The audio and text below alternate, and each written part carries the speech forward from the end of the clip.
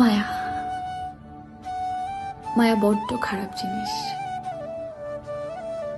না পাওয়া যায় তারে, না হতে দেয় তার।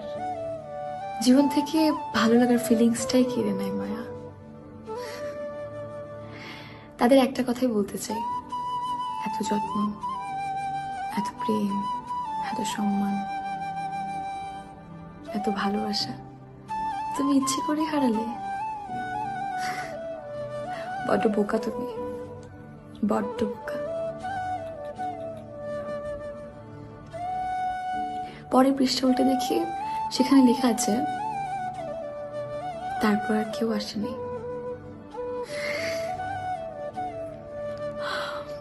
আচ্ছা, কথাটা কেমন হবে? আমার তো মনে হয় না।